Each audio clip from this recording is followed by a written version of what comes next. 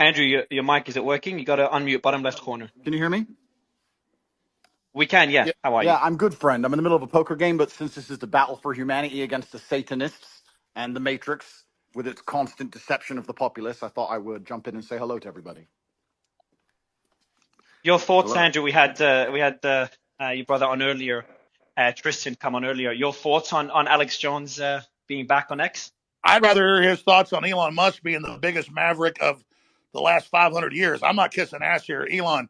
You've got big ones, man, on every front. You are literally overturning the entire power structure. I was just going to say this and let Andrew get in, but I just want to say this while you're here. You are literally changing the entire paradigm, and you've definitely got the system scared, and so everybody needs to support X. Everybody needs to support the sponsors on X.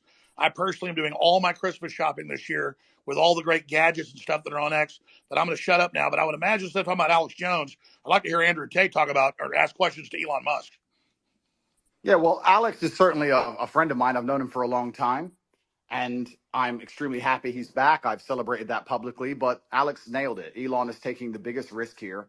It takes unlimited energy to propagate lies. You have to continually repeat them, and you have to continue to try and falsify information and hide the truth to keep lies afloat. And this simple purchase, you call it simple, the purchase of a simple website has literally cracked the matrix in real time, and it becomes extremely difficult now to run the psyops they were previously running and enslave the populace, which is their primary goal. So Elon is a hero, absolutely. And the risks you are taking, Elon, I don't think many people at home actually understand the gravity of the risks you are taking, because your ability to speak freely is heavily leveraged against your insignificance. You're only allowed to speak if nobody listens to you. And if you get big and people start listening, they're going to come at you hard. And I think I'm not completely versed, but from what I understand, Elon's already suffering the lawfare tactics, which they're going to do. They're going to keep pulling out the hat to try and slow him down or stop his. Andrew, let me interrupt before I forget. I don't give him any attention. The same law firm that came after me with these PR firms. You've just dropped out, I think, Alex. He's just Not dropped sure if out. anyone else can. Yeah, No, I no, think he got a call. Now you got a call. Yeah, go ahead, Alex. there is a 3-letter agency running this. Not all of them, but let's just say it starts with a C and it ends with an A. Sorry, go ahead, Andrew. Yeah, absolutely. And there's liberal NGOs which will sponsor agents of the Matrix. They'll sponsor females to end up in a house party and then lie to try and then put you in a Romanian jail cell and get you sitting with the cockroaches in a dungeon. And it's a very scary world where you get to a point where you're only trying to tell the truth, and they're going to punish you for that using endless lawfare. And this battle has only just begun. But the Matrix has truly cracked now, and it's going to be extremely hard to lie to us like they did before with X, the way it currently is. And I think it came at exactly the right time. I almost, without trying to sound pessimistic, there was a point where I kind of felt like I was losing hope. You couldn't tell the truth about anything. Everything was a lie. Everything from head to toe was a lie. And they're trying to lock us all back in our houses again. And we can finally talk about it. It's truly heroic. And Elon's taking massive risk, and the respect I have for him for doing that is enormous. Absolutely. I mean, this is what happened. I'm going to shut up because I want to hear from Elon, but this is so historic.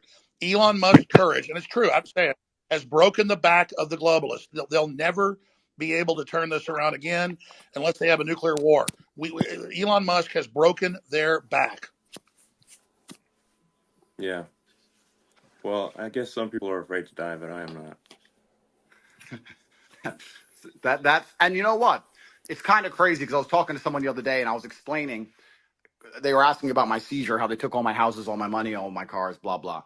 And I said, you never truly own anything on this earth anyway. You can have a piece of paper that says you own it, but if you piss off the government structures, they just get a judge to stamp a different piece of paper and you no longer own it. The only thing you own is your soul and your integrity. And this is the one thing they cannot take away from you, no matter what they do to you.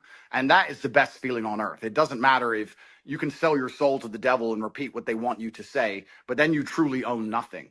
And Yeah, I think I agree. that as history books look back on this pivotal moment when X was finally freed and the information of the world could finally be spoken freely, I really do believe we're on the right side of history. And if you were to ask me if there's anything worth dying for, it would be for the freedom of humanity and to be on the right side of history. So I agree with you absolutely, Elon. Yeah, absolutely. And well, I'm just generally in favor of civilization and the furtherance of civilization.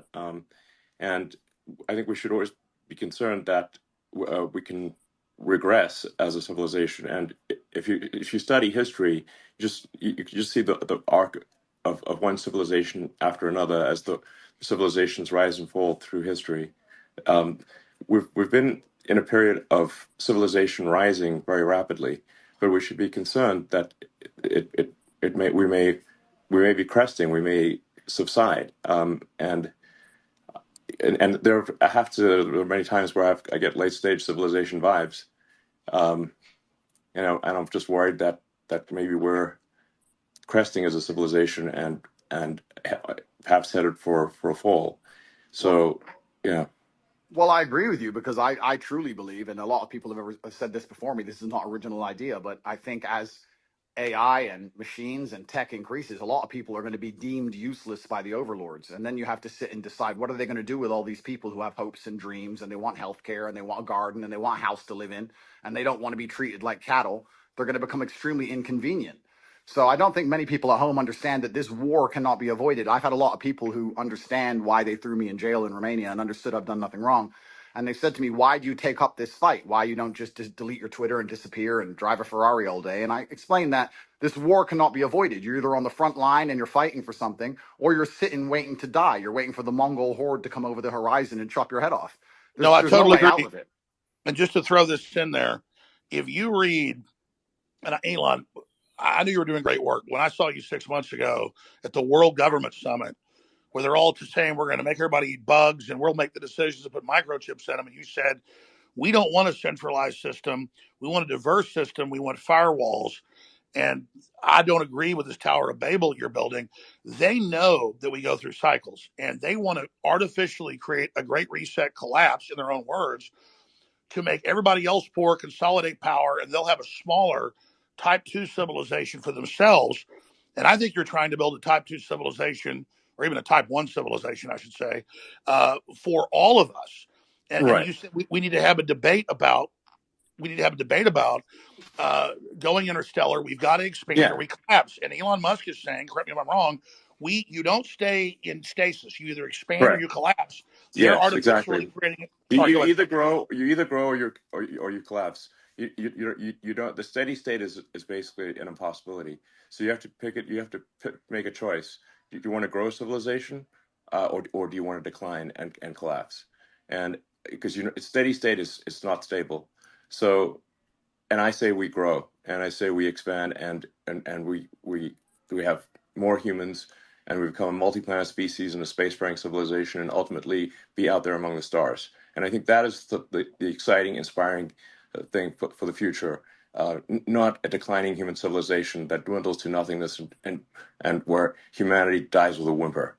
And that's the bottom line. I think it is the battle of people who believe in humans and humanity and want it to expand against people who are so selfishly going through the earth and so selfishly orientated that they don't care about expanding civilization. They just want to control the humans that are currently here. And And it's Andrew, I totally a agree with you. hubris and And an Elon, arrogance. I totally agree. Let me throw this caveat on it because I've read the writings of Bill Gates and Klaus Schwab and the Club of Rome. They know we could easily expand. There's plenty of room, There hundreds of is. billions of known galaxies. They know that this is just a seed that's going to not just grow into one giant oak, but an entire forest, an entire universe. And so they want to shut everybody else down because they can't deal with the competition of the Elon Musk that come out of the general public. They want a global tyranny so they can direct it and control it so that they direct the expansion. And we can't let that happen because they literally talk about in Agenda 21, the official UN plan, a 90% world population reduction. So we need to go with the Elon Musk plan. And that's why I tell people that get upset, they go, Elon Musk is involved in every advancing technology. The globalists are pushing that too. Well, technology is like a gun. It's whose hand it's in.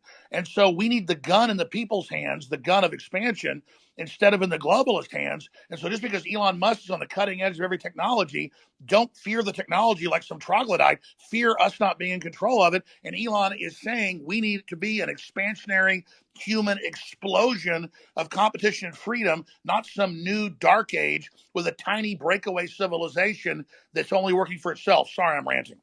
No, but you're completely right. Because if Elon doesn't push these boundaries, they will push these boundaries. And once they have the sole control and the monopoly over such technologies, it's over for all of us. And I don't think most people understand. It simply is the humanistic view against the death cult view. And there's people in the world who have no Yes, interest in, they have no interest in growing humanity, no interest in advancing the species as a whole. Their interest is in power and true. control. And all they want to do is have absolute power over the people that currently exist and their children. And you can talk about all the perverse reasons they want to do those exact things.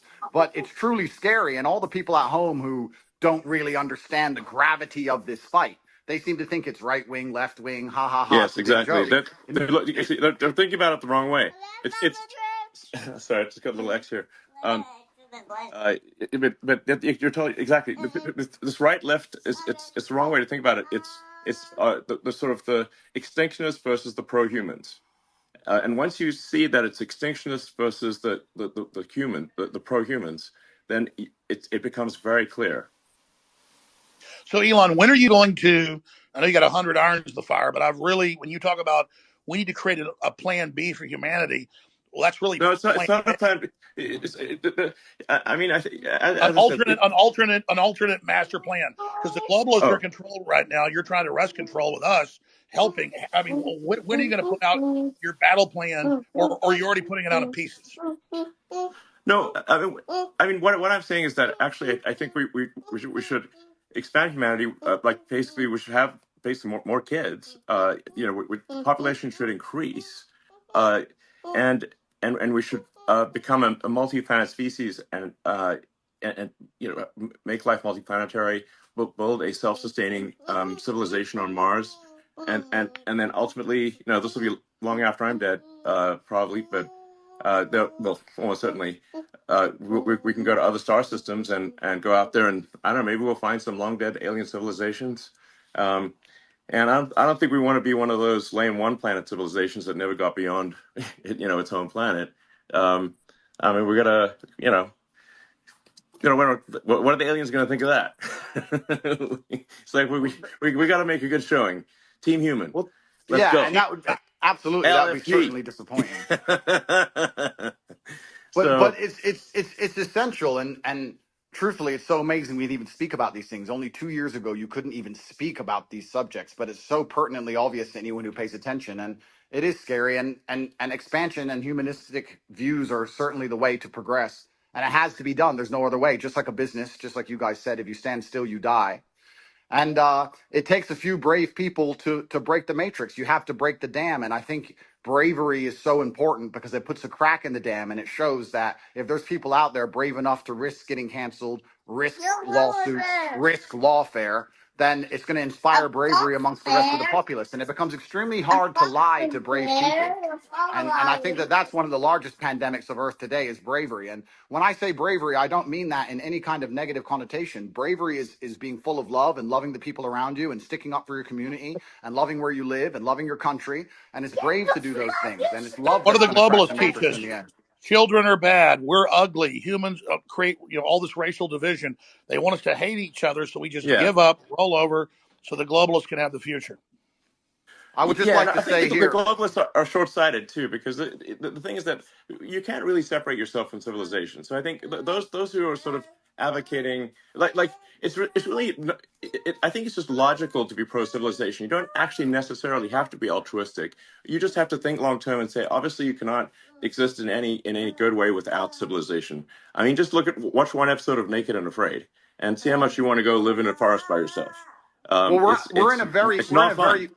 we're in a super pivotal moment now. And the reason we're in a pivotal moment is because the machines cannot do the policing as of yet. My brother and I often True. talk about how bad COVID would have been if they had Terminator machines. You didn't have your mask on. You couldn't even appeal to the empathy of the person who knew how insane it all was. As soon as the Yeah. machines control the policing, it's absolutely over. And we're not that far away. So we're in a very pivotal period now where the bravery that's required to resist the globalist oppression has to happen now. Soon the I technology absolutely, will exist and it's I over for absolutely agree. everybody. We Just are a we are at the quick. critical crossroads right now in the entire future of the human destiny, and I called it Plan B, but I mean, Elon, what do you call it? Just an alternate plan for humanity? Because we could have a debate because the BlackRocks and the globalists are right now in control, if they were 100% control, you and others have helped wrest it to maybe they're in 80% control.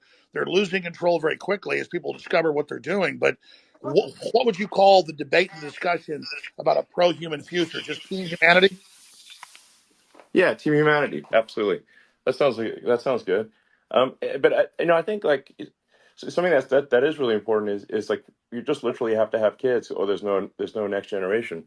Alex, do you have kids? Yes, I do. I'm not as prolific as you, but I wish I was. They're the best thing in my life. I have 4. Okay, great. And Andrew? I do have a few. I won't let you down, Elon. I'm coming. I'm Okay, coming to good. take over your title. I'm coming to take over. I'm doing my best. I got to Okay. use my good looks for something.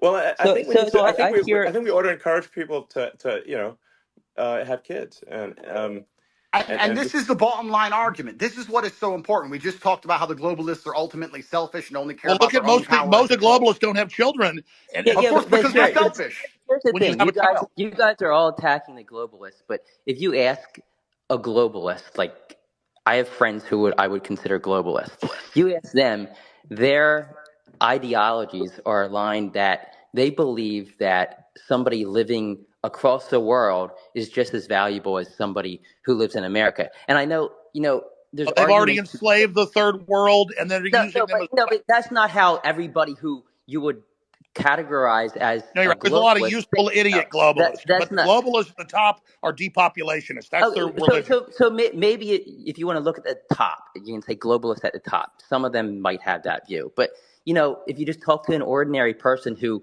views themselves as a globalist, they're not saying, "Oh, I'm evil." They're not an evil person. They just have this belief that human being around the globe is equal. That's I would all call they're that looking an at. So internationalist. That's an internationalist. A globalist wants one world government run by corporations. yeah, well, I think you can label them differently, but I think if you talk to somebody who's Well, a Henry globalist, they're gonna. Kissinger was a globalist. Zbigniew Brzezinski was a globalist. I'm not trying to be mean to you, but their number one rule is the Earth is too small. We can't expand. We've got to bean count and put everybody on rations. We've got to social engineer and end the normal human program because humans are failed. And they want to turn us into factory farm humans. Those are allowed to survive. Yeah, I think. I'll answer the question. I'll answer the question sorry quickly. guys, if we can just say like some of these titles are a little confusing. If someone's an internationalist or a globalist, I think what can achieve some disambiguation here is to say like does someone have as an axiomatic belief that there are too many people on the earth, or do they not? Do they believe that the Earth can sustain the current population, or do they think it cannot? Now, the reality is, Earth can actually handle a human population probably 10 times larger than the current Yes. population. Earth is actually very sparsely populated by humans. We only see density because if we're a dense urban environment like New York or Boston, London or something like that. But if like here would be like a good test. If you took a plane from LA to New York and you try to drop a bowling ball and hit somebody, your chances of success are basically zero. You'd have to drop 10,000 bowling balls, maybe. Yes, you just and I'll tell you sort of something that may scare people a little bit is that there are thousands of objects falling onto Earth from space all the time. But how often do you hear about someone actually getting hit by falling Right. by meteorites? It's I think Absolutely. very there's one known case of a woman with her house getting hit by one. Elon, I yes. want I want to just respond to Ed actually for a second because again, when it comes, I think it's good to get a good counter view here.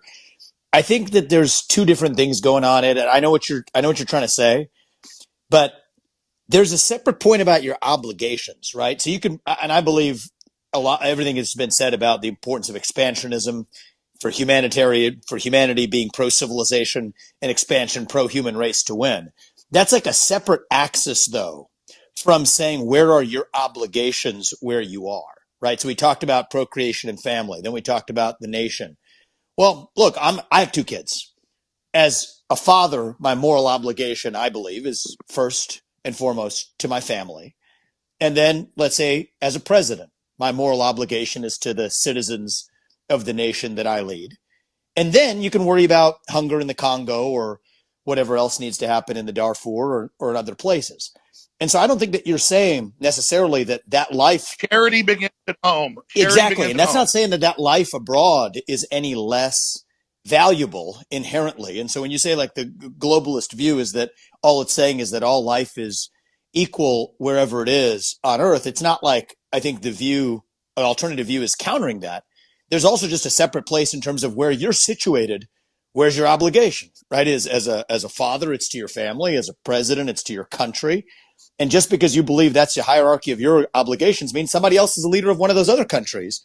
And that's an obligation that they have too. But that's like a different Well, the discussion. neoliberals, Yep. Vivek, the neoliberals in their own PR, they're the ones doing the worst things on the earth. They just say, "Oh, we want global government because we want to give Africa's representation." Then they lock them down for 3 years and starve 30 million of them to death, and then organize them to flood us as a political underclass. This is cold-blooded Henry Kissinger State Department Memorandum 200.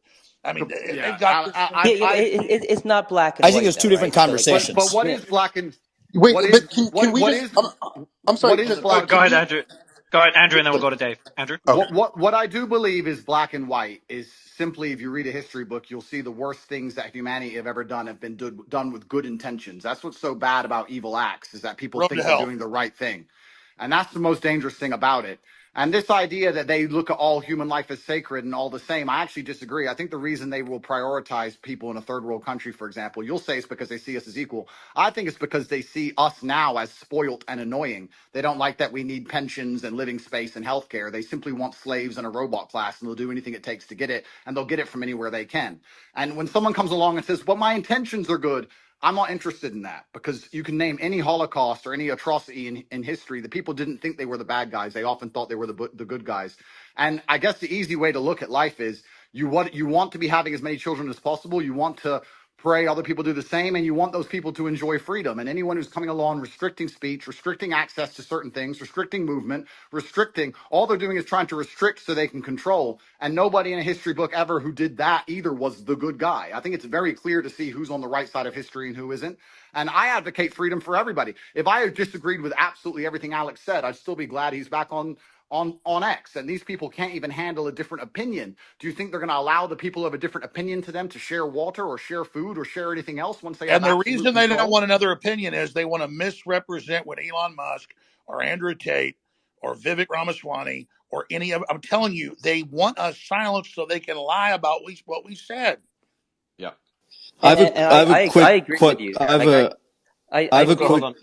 We'll I, go, Jackson. I'm going to go to you right after Yeah, Dave. yeah. Go So ahead. I mean, I'm just saying, I agree that with you there. I think that a lot of the media and a lot of these platforms do want to silence voices because they want their voice to be heard louder. So yeah, I definitely hear you there. I definitely don't. I definitely, as when it comes to globalists, I think it's not black and white. You're not either a globalist or you're not. I think people fall in between, and there's different reasons for why people might feel one way about one, you could say globalist idea and another. So I mean, I don't like painting people like, with a black and white pen because I feel that everybody falls somewhere in the middle. Can All I I just know say? is this, But that there are people that want a corporate world government whose aim is depopulation and not giving the general public access to technology by lying about resources and literally saying carbon dioxide that plants breathe is evil, and then telling us the world's going to end in 2030 and the ice caps are all going to melt, and none of that's true. So our children basically give up on the future and decide not to have children. That's all I'm saying. And Elon Musk is promoting an optimistic, pro-human future that the science and evidence shows is real and that we need. Gentlemen, I have to Yeah, Vivek. go. yeah. I just want to Okay. be sort of yeah, exactly. I want to be clear about See my you, Jake. position. I'm super pro human, and I mean all humans. Humans in America, humans in Somebody's got their Africa, thing open Asia, peeing. and Somebody's everywhere got else. their phone open in the bathroom. Yeah, Phone. that's Vivek. Vivek, that's your phone, Vivek. I'm not able to mute you. Vivek. All right, um, perfect. Go ahead, Elon. um, Sorry about that. so, well, I hope you feel better I feel now. great. Thank you. Sorry about that, guys. um, so yeah, I'm super pro-human, like for Team Humanity here, and I just think we want to make sure that people have a positive view of the future, like I think I encounter a lot of people who have actually very pessimistic conclusions about the future, and if you try to unpack that and say where does that pessimism come from, um, and I think like these are like good people, like they've they have good intentions. I think they think about